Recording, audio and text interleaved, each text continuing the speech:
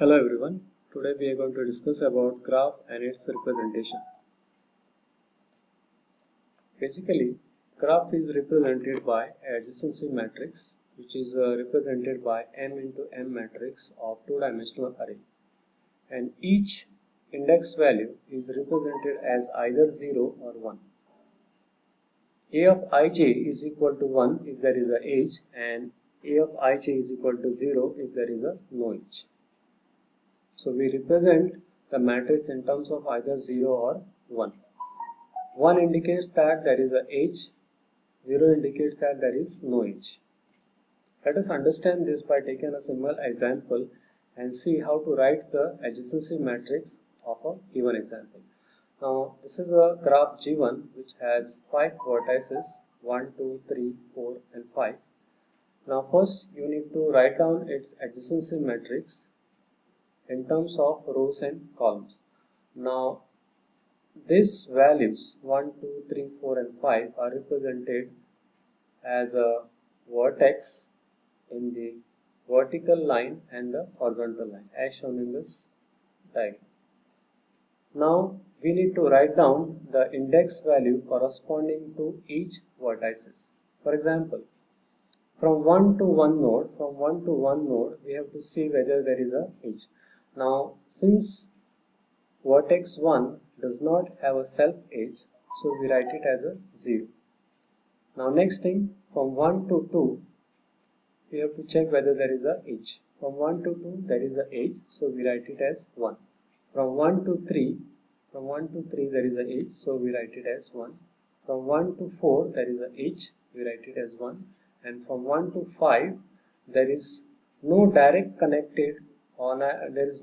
connection between 1 to 5. So the value is 0. So in this way we write down all the index value corresponding to each vertices and obtain its adjacency matrix. This is another example where you can see there are 5 vertices and it is represented by its adjacency matrix. Now next thing is that you need to understand what is called as a weighted graph. Now weighted graph means a particular edge will be given a certain weights, or you can say a value. So we write the adjacency matrix in terms of its weight. Now this is an example which consists of 4 vertices A, B, C and D, which are written as a vertical axis and a horizontal axis.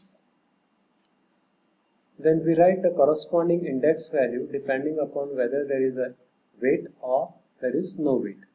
Now for example, from A to A there is no self edge, so we write it as an infinity. From A to B the weight is 8, so we write it as 8. From A to C there is no direct connection, we write it as infinity. From A to D the weight is 6, so we write it as 6. So in this way we write the all other index values corresponding to each vertices. So this is a complete adjacency matrix of this weighted undirected graph.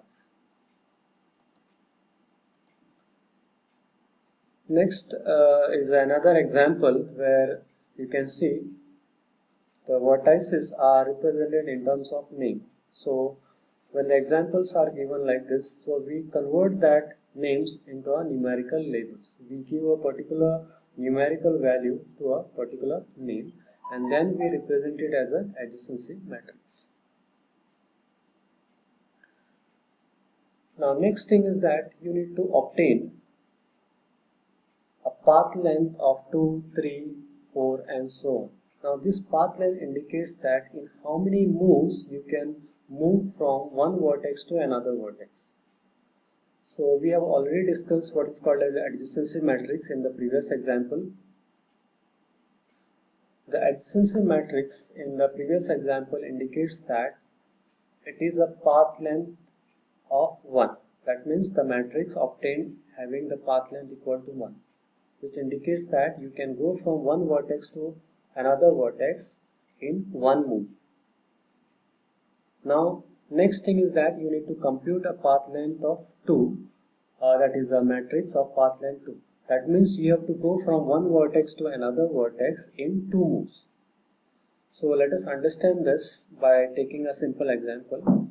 In other words, the path length 2 matrix can be also obtained by multiplying the matrix A to itself. A is nothing but it is an adjacency matrix. So when we multiply the adjacency matrix to itself, we will get a matrix of path length equal to 2, which indicates that you can move from one vertex to another vertex in 2 moves. So this is an example where we are computing a matrix of path length equal to 2. So there are 5 nodes from V1 to V5. So we have to write V1 to V5 on a vertical line and V1 to V5 on the horizontal line. So this particular matrix indicates the adjacency matrix, which we have already discussed earlier. Now next thing is that you need to obtain a matrix of path length equal to 2. That means you need to check the 2 moves in order to move from one vertex to another vertex. So this is the matrix of path length 2. Now you can see here from V1 to V1 the index value is 0 because there is no self edge. Now from V1 to V2 we are writing as 1 because there are 2 moves. That means you can go from V1 to V2 in 2 moves. Let us check this with the help of this example. Now if I want to move from V1 to V2, I have to take the 2 paths.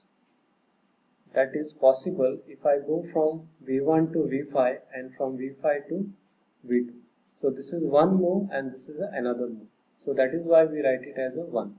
Similarly, from V1 to V3, there are no 2 moves, so that is why we represent it as 0. Next, from V1 to V4, we write it as 1. That means we need to check whether we can move from V1 to V4 in 2 moves. Let us check from V1 to V4. I have to go from V1 to V2 and from V2 to V4. So this is one move and this is the second move. So that is why we write it as a 1. So similarly, considering each vertex on the vertical line and each vertex on the horizontal line, we have to see whether we can move from each vertex to next vertex in 2 moves. And we have to write this index value. So this will give you a matrix of path length equal to 2. This is another example where there are 4 nodes and its adjacency matrix which are represented in terms of ones and zeros. Now this is the summary where you can see the matrix representation of a path length equal to 1, 2, 3 and 4. In order to obtain the matrix of path length 2, we have to multiply the same adjacency matrix twice. Then in order to obtain the matrix of path length 3, then A has to multiply it 3 times. Then in order to obtain the path length equal to 4, we have to multiply the adjacency matrix 4 times. So this will give you a path length equal to 1, 2, 3, 4 and so on. Now let us take the same example. Let us take this example having the 4 nodes 1, 2, 3, 4 and see how to obtain the path length equal to 2, 3 and 4. So this is the same adjacency matrix I have written here. Now next thing is that you need to obtain A square, which is the adjacency matrix of path length equal to 2, then path length equal to 3 and path length equal to 4. Okay. Once you obtain this A square, A cube and A4, then you need to obtain B4 matrix. Now basically B4 will give you the number of paths of length m. Okay. Now in this particular example m is equal to 4. Now this B4 will give you how many paths or how many moves are available in order to go from one vertex to another vertex. So once you obtain this B4, from this B4 matrix we obtain what is called as a path matrix. Now to obtain the path matrix from this B4 matrix, you need to remember one thing. The path matrix of G is represented by M into N matrix P, which is equal to P of ij, which is defined as follows. Pij will be equal to 1 if there is a simple path from Vi to Vj, and Pij will be equal to 0 otherwise, which indicates that if there is a path from Vi to Vj, we make that corresponding entry as 1 in the matrix, otherwise we write it as 0. Now same before I have written here, what we got in the earlier example. Now from this B4 we are obtaining the path matrix as shown here. Now if you see here, this 1 and 0 entry in this path matrix will be done depending upon the non-zero element of B4 matrix. That means whenever you can see if the entry is non-zero, for that particular index value we write it as 1, otherwise we write it as 0. Now if you consider this one, 1 is a non-zero, 5 is non-zero, 3 is non-zero, 2 is non-zero. In other words, you can say that the second column is 0 and the rest of the columns are non-zero. That means for the second column, all the values in the path matrix will be equal to 0 and all other entries will be equal to 1. So this will indicate the path matrix of a given graph. So this is how we obtain a path matrix considering the adjacency matrix of a given graph and also path length equal to 1, 2, 3 and so on, depending upon what is the value of m. And basically the m will tell you how many nodes are present in the graph or how many vertices are present in the graph.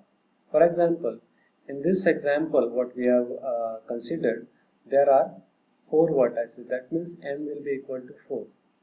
So in this way you need to obtain a raised to 4 and then calculate what are the index values of the path matrix considering B4.